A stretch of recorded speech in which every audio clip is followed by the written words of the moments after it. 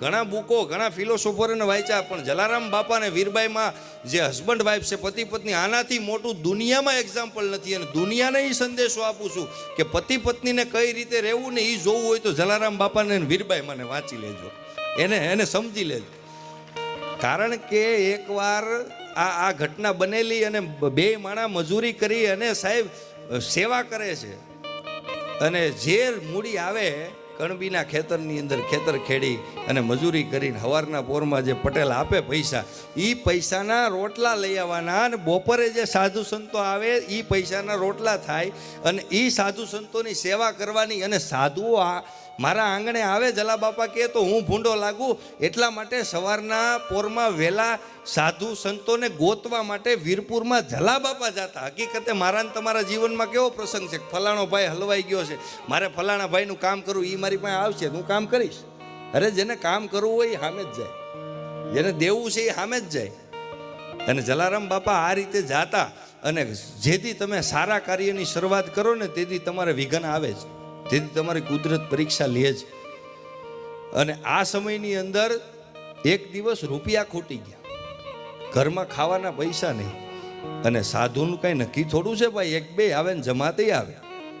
અને આખી જમાત ભાઈ બાપાના આંગણે આવીને ઊભી રહી ગઈ. કલાક નિરંજન, એ જલા તેરા નામ બહુત સુના है, वीरपुर में आए हो तो जलिया के घर जाओ, जो भी खाना है वो मिल जाएगा, इसलिए हम आए, साधु की बड़ी जमात बाहर खड़ी है. આવા શબ્દનો ઉપયોગ કરવા માંડે કે ભલે બાપા આવો, બાપા ભલે જમો, બાપા આવો, મારા રામ જલા બાપાના શબ્દો બોલો બાપા. અને સાધુની જમાત એ કે આટલી પડી જ. બાપાએ હા તો પાડી દીધી. ઘરની અંદર જાય તો નાણાં નથી, કોઠાર રૂમની અંદર જાય તો અનાજ નથી. હવે બે મહેમાન આપણે નથી હાજવી શકતા, અને સાધુનું ટોળું ને એને વચન આપી દીધા, અને ઓટે નિમાણા થઈને બેઠા છો. પરિસ્થિતિ જોવો સાહેબ. વીરબાઈમાં ડગલા માણતા માણતા ધીમે આવે ને જલારામ બાપાને કહે છે કે હે ભગત, મારા ભગત કોઈ દી નિમાણા થઈને બેહે નહીં, મારા ભગતનું કોઈ દી મોઢું પડી ગયેલું હોય નહીં, મારા ભગતનું મોઢામાં હંમેશા રામનું નામ હોય, પણ આજ ભગત કાંઈક વાત જુદી લાગે છે. ત્યારે કંઈક ભંડારી વાતમાં એવું છે, સાધુની જમાત આંગણે આવી અને કીધું કે અમારી જમાત પાદર છે, અને મેં કીધું છે કે અમે સીધું શિરામણ લઈને હું હમણાં આવું છું. અને ભંડારી રૂપિયા તો નથી, નાણાં તો નથી, પણ ઘરની અંદર દાણાય નથી. સાહેબ હવે જે મુશ્કેલી જલા બાપા ઉપર હતી, હવે એ મુશ્કેલી વીરબાઈમાં ઉપર તો હોય. એ મૂંઝવણમાં શું હોય કે પાછા ડગલા વીરબાઈમાં માંડે છે, અને એક કાપડનું પોટલું લઈને બાપાના ચરણોમાં મૂકી દે છે કે ભગત મૂંઝાવાની જરૂર નથી. મારા બાપના પ્રાગજી ઠક્કરના ઘરેથી હું જ્યારે આવી ને ત્યારે મારા બાપુજીએ તમને સર્વસ્વ આપી દીધું. હું તમારી હોય તો મારું પણ બધું તમારું હોય. અને આ ઘરેણાનું પોટલું છે, આને કોઈ ખારો સોની હોય ને ત્યાં વેચી આવો ને એના દાણા લઈ આવો ને સાધુડોના જઠર થાળો એના પેટ ભરો, આને ખવાતા નથી. સાહેબ જે પત્ની પોતાના દાગીનાને વાલ ન કરે ને સાધુ સંતોને ટુકડો ખવડાવી અને સંતોના ઓટકારને જે પત્ની વાલ કરતી હોય એની ત્યાં અખિલ બ્રહ્માંડનો નાથ આવે, એમાં શું છે સાહેબ? એની ત્યાં જ આવે, બીજા ક્યાં આવે? એને જવું છે, બીજે ક્યાં જાય? દ્વારકાની અંદર જ્યારે ઓધવજી કહે છે કૃષ્ણને કે હે કૃષ્ણ, દ્વારકાનો નાથ છો તું તો, તું મજાક કરે સુદામાની? સુદામો જ્યારે તારો મિત્ર છે ને જ્યારે આવ્યો ત્યારે પગ ધોઈને પાણી પીવા માંડ્યો ત્યારે મને એમ થયું કે વાહ મિત્રતા, વાહ મિત્રતા, વાહ મિત્રતા. ઓધવ કે હું તારી ઉપર વારી આવ્યો તો. અને આજે સુદામો જાય છે તો સુદામાને બોલાવીને એમ કહેશો કે તારા વસ્ત્રો કાઢીને તારા જૂના વસ્ત્રો લઈ જા. આ તે કઈ વાત છે? એના ચરણ ધોઈને તું પાણી પીશો.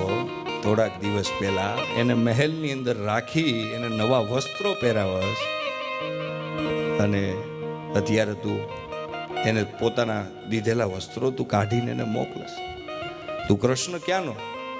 તારી સમજણ કેવી, તારી મિત્રતા કેવી મને સમજાતી નથી. ત્યારે કૃષ્ણ એમ કહે છે કે હે ઓધવ, મારી વાત સાંભળ.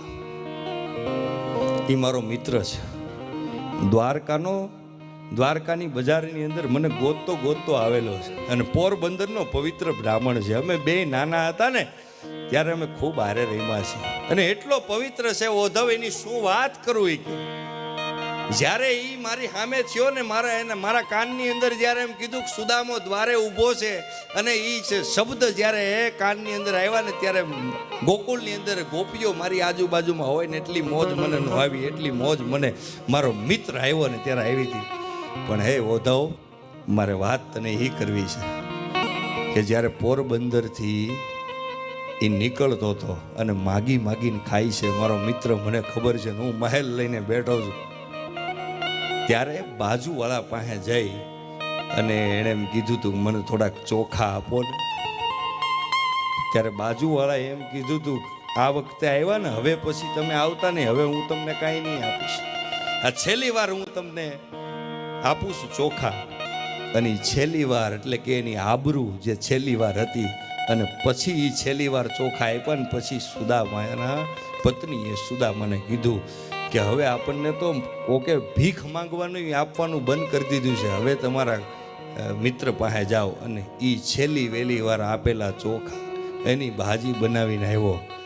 અને એના હું ફાકડા જ્યારે ભરતો હતો ને ત્યારે એક એક ફાકડે મને એમ થતું હતું કે જે વ્યક્તિ પાસે છેલ્લી પોતાના જીવનની મૂડી કહેવાય એ બધું મને જો આ ખવડાવી દેતો હોય તો હું આને દઈને તો હું દઈ હગું, મારું ગજું નથી ઓધવ કે હું આને મારું સર્વસ્વ આપી હગું. એ સુદામો પોતાનું સર્વસ્વ જ્યારે મને આપતો હતો ને ત્યારે મને એમ થતું હતું આને હું મારું ભગવાનપણું પણ આપી દઉં, આને મારું ભગવાનપણું પણ આપી દઉં. અને રહી વાત કે એના વસ્ત્રો એટલા માટે કાઢ્યા, અને એટલા માટે હું ધારું તો એને હું મોકલી શકું છું, હું ધારું તો એને સૈનિકો સાથે પોરબંદર મોકલી શકું છું, પણ આટલો પવિત્ર બ્રાહ્મણ મને મળવા આવ્યો છે અને મારી દ્વારકા નગરીની અંદર આવ્યો છે તો હું એને હાલતો એટલે મોકું છું કે એ આ ધરતી ઉપર જ્યાં પગ મૂકતો જાય ને આ દ્વારકાની ધરતીને પવિત્ર કરતો જાય બ્રાહ્મણ, એટલા માટે હું હાલીને મોકલું છું. આ મૂળ વાત દેવાની જે ભાવના છે, હકીકતે દેવાની જરૂર હોય, કોઈને આપવું હોય તો એને કંઈ મોટો માણા બનવાની જરૂર નથી, એનો હૃદયનો ભાવ ખાલી કાપી છે. આ સુરતની અંદર એટલા શેઠિયા પડેલા છે કે 1 લાખ લોકોને એક પંગતની અંદર મુકેશભાઈ જમાડી શકે એવા શેઠિયા સુરતમાં છે.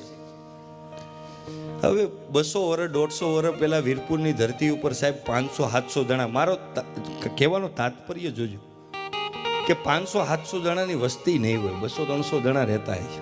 2-5 સાધુડાઓને 2-5 યાત્રાળુઓને 2-5 મુસાફરોને જમાડતા છતાં પણ ઈશ્વર એની આવ્યો અને આપણે 1 લાખ લોકોને જમાડી શકીએ તો આપણી ત્યાં ભગવાન ના આવે.